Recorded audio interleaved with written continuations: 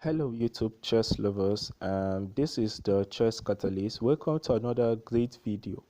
In today's video I'll be talking about the grandmaster thinking process. Well, I'm not actually a grandmaster, but I'm going to break down how grandmaster thinks sometimes. They don't always calculate like 10 to 12 variations like you expect them to. Sometimes it's all about thinking simply. Sometimes simplicity just works. So before I start, make sure you subscribe to this channel if you are not subscribed, and like this video, and make sure you stick to the end because I'm going to leave a puzzle that is going to give you more understanding on this topic. So first of all, you are white. At this position you can notice it is closed. What would you play? Just pause the video for some time and think of what you would play. So what are you supposed to do in closed positions? In case you don't know the answer, when you are in closed positions, you are supposed to improve your pieces. So at this point, which piece is the best in closed positions? Yeah, you guessed right, the knight. So if you would like to improve this knight, where would you like this knight to be? That is this knight on c3. Where would you like the knight to be?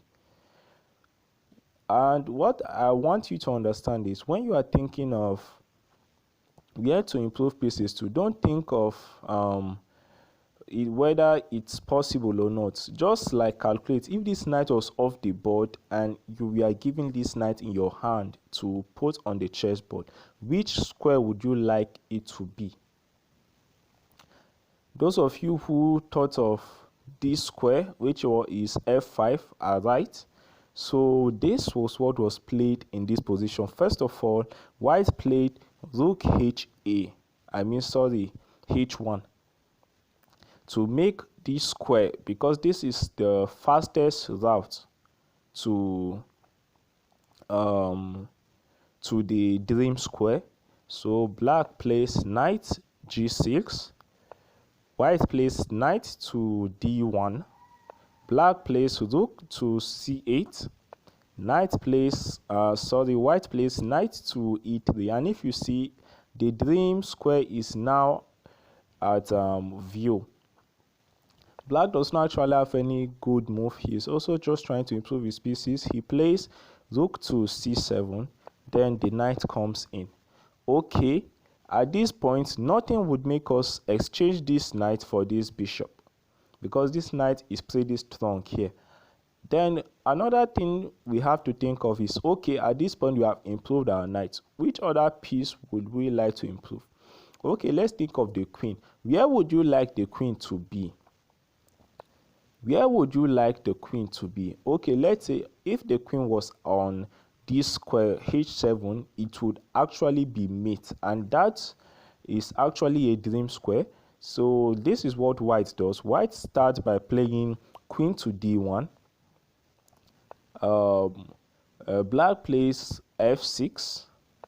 Then white plays the key move f4. It does not matter if the pawns are captured, as long as white can play to h5, queen to d5 and h5, and continue to threat. So black captures the pawn, white plays queen to d5, and at this point the rest is history, and black resigned because there's too much loss of material. So I'm going to show you another example. In this position, Kramnik played white. So again, the question starts, which piece would you like to improve and why? Okay, I won't waste much time, but then this bishop, it would be nice if this bishop was on b3, right? It would be nice. So this was what Kramnik planned. He first of all played queen c1, because the queen can't be disturbed by any other piece. Then queen to c4 was played by the opponent, trying to exchange of queens. Kramnik just continued with his plan. After the queens were exchanged, Kramnik got the bishop to b3, and at this position white is actually having the advantage. White is plus 0.7, which is actually nice in this position. So most times when you're trying to calculate in chess, don't actually think of if those pieces can move at that moment. Just think of where you would like to move them in the future. This is one tip that has helped me, and I hope it will help you too. So puzzle time. In this position, it is black to move. So you're going to drop your answers in the comment section. So it also has to do with taking the pieces to the right square, but then I'll give you a hint. The first move is a sacrifice. Drop your answers in the comment section and